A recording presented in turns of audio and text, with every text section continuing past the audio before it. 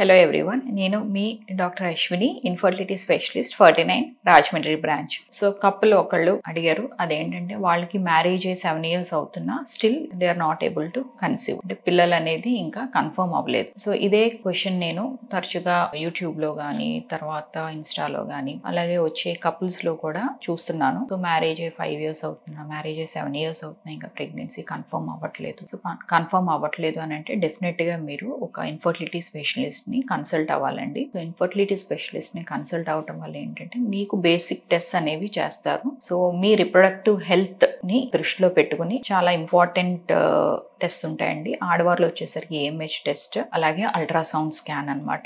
మగవారిలో వచ్చేసరికి semen analysis. So ఈ 3 టెస్ట్లు విత్ ఇన్ 1 hour లో మీ రిపోర్ట్స్ మీ చేతిలో ఉంటాయి. సో మీ రిప్రొడక్టివ్ హెల్త్ ఎలా ఉంది అనేది మీ చేతిలో ఉంటుంది అనమాట. సో ఇవి చాలా బేసిక్ టెస్ట్ అనమాట. సో ఈ బేసిక్ టెస్ట్ ని మీరు ఇన్ఫర్టిలిటీ స్పెషలిస్ట్ దగ్గర చేయించుకోవటం అనేది చాలా ముఖ్యం. సో దీన్ని బట్టి మీరు యాజ్ ఎర్లీ యాజ్ పాసిబుల్ ఏ ట్రీట్మెంట్స్కి వెళ్ళాలి అనేది డెసిషన్ అనేది మీరు మీ ఇన్ఫర్టిలిటీ స్పెషలిస్ట్ ఇద్దరు కూర్చొని ఒక కంక్లూషన్కి రావచ్చు అనమాట. సో స్కాన్లో ఏమన్నా యూట్రస్ ఏమన్నా అబ్నార్మాలిటీ ఉన్నా, లేదా ఓవరీస్లో ఏమన్నా ప్రాబ్లం ఉన్నా, లేదా ఎగ్స్ ఏమన్నా కౌంట్ తక్కువ ఉన్నా, లేదా పీసీఓడి ఉన్నా కూడా ప్రెగ్నెన్సీ అనేది కన్ఫర్మ్ అవటం చాలా కష్టం అవుతుందండి. సో డెఫినెట్గా మీకు సపోర్ట్ కావాలి. అలాగే మగవారిలో సిమెంట్ టెస్ట్లో ఏమన్నా అబ్నార్మాలిటీ, దాన్ని మళ్ళీ మనం చెక్ చేసుకోవాలి అంటే మీ టెస్టిస్ ఒక బేసిక్ స్కాన్ ఉంటుందన్నమాట.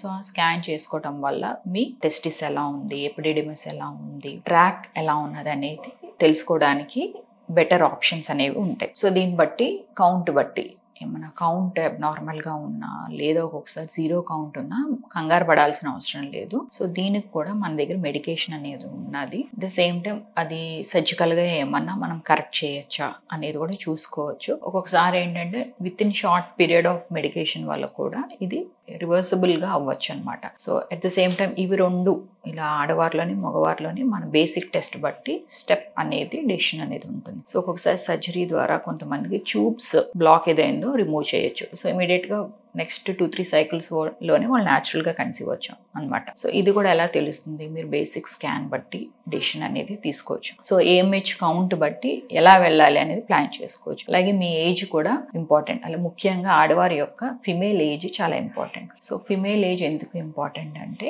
ఏషియన్ ఉమెన్లో మిగతా apart from Asian Indian scenario కాకుండా వాళ్ళతో పోలిస్తే మనం 5 years బిహైండ్ ఉన్నాం అనమాట. సో ఎందుకు అని అంటే మనది ఏజింగ్ ఎక్కువ ఉంటుంది, ఫాస్టింగ్ అనమాట. రిప్రొడక్టివ్ ఏజింగ్ అనేది కొంచెం ఫాస్ట్గా ఉంటుంది అనమాట. సో దీన్ని బట్టి మనకి కౌంట్ అనేది 130 క్రాస్ అయిన తర్వాత ఎగ్స్ అనేవి చాలా డ్రాస్టిక్గా తగ్గటం అనేది చూస్తున్నాం. ఈ ఎగ్స్ని మనం ఆల్మోస్ట్ చేజ్ చేయాలి ట్రీట్మెంట్కి వెళ్తున్నప్పుడు. సో ఈ ఎగ్స్ని ఇంకా తగ్గకుండా ఏం చేయాలి అని అంటే డెఫినెట్గా మీ కన్సల్టెంట్ ఎవరైతే ఉన్నారో, డాక్టర్ ఎవరైతే వాళ్ళు సజెస్ట్ చేసే ట్రీట్మెంట్స్ని మీరు తీసుకోవటం అనేది చాలా ముఖ్యం అనమాట. సో దీన్ని బట్టి వెదర్ టాబ్లెట్స్తో వెళ్ళాలా, ఐయుఐతో వెళ్ళాలా, లేదా ఐవీఎఫ్కి వెళ్ళాలా అనేది డెసిషన్ అనేది మీకు ఇవ్వడం జరుగుతుంది. సో ఐవీఎఫ్లో సక్సెస్ రేట్ బెటర్గా ఎందుకు ఉంటుంది, మ్యారేజ్ 7 years అయిన తర్వాత కూడా స్టిల్ న్యాచురల్గా టాబ్లెట్స్ ద్వారా ఐయుఐ ద్వారా కంటే మోర్ సజెస్టబుల్ ఏంటంటే ఐవీఎఫ్. ఎందుకు ఐవీఎఫ్లో సక్సెస్ రేట్ బెటర్గా ఉంటుందంటే, సో ఐవీఎఫ్లో ఏంటంటే మనం డైరెక్ట్గా ఎగ్స్ అనేది మనం కలెక్ట్ చేసుకుంటాం. సో దాన్ని బట్టి ఎగ్ క్వాలిటీ ఎలా ఉన్నది అనేది తెలుస్తుంది. అలాగే స్పర్మ్స్ అనేది మనము డైరెక్ట్గా కలెక్ట్ చేసుకుంటాం అనమాట. మంచి స్పర్మ్స్ని మనం సెలెక్ట్ చేసుకోవడానికి జరుగుతుంది. సో ఎగ్ స్పర్మ్ని డైరెక్ట్గా ల్యాబ్లో కలపడం వల్ల మనకి మంచి ఎంబ్రియో ఫార్మేషన్ అనేది జరుగుతుంది అనమాట. కొంతమందిలో ఏంటంటే అన్ఎక్స్ప్లెయిన్డ్ ఇన్ఫర్టిలిటీ అంట. అన్ఎక్స్ప్లెయిన్డ్ ఇన్ఫర్టిలిటీ అని అంటే వాళ్ళకి ఏ ప్రాబ్లము కనపడదు. సో వాళ్ళు రిపోర్ట్స్ పట్టుకుని వస్తూ ఉంటారు, మేడం మా స్కాన్ బాగానే ఉందన్నారు, టాబ్లెట్స్ వాడినప్పుడు ఎగ్ బాగానే రిలీజ్ అవుతుంది అన్నారు, మా హస్బెండ్ స్పర్మ్ కౌంట్ బాగానే ఉందన్నారు. సో చాలా చోట్ల మెడిసిన్స్ వాడేమో ఆయన ఎందుకు కన్సీవ్ అవ్వట్లేదు, ప్రెగ్నెన్సీ ఎందుకు కన్ఫర్మ్ అవ్వట్లేదు అని అడుగుతూ ఉంటారు. సో దీనికి రీజన్ అన్ఎక్స్ప్లెయిన్డ్ ఇన్ఫర్టిలిటీ అనమాట.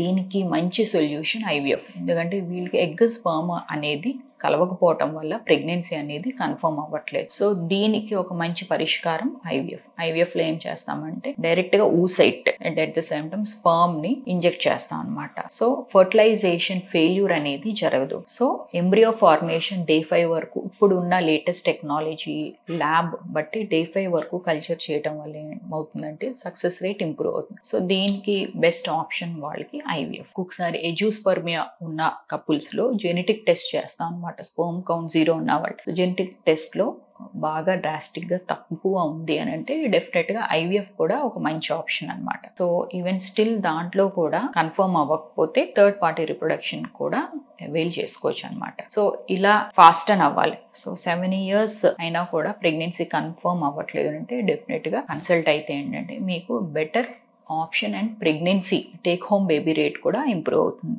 ఇంకా ఏమైనా మీకు డౌట్స్ ఉన్నా సో ఇదే ప్రాబ్లంతో మీరు ఫేస్ చేస్తున్నా డెఫినెట్గా నన్ను డాక్టర్ అశ్విని మీరు ఇక్కడ 49 రాజమండ్రిలో వచ్చి కన్సల్ట్ అవ్వచ్చు. Thank you so much.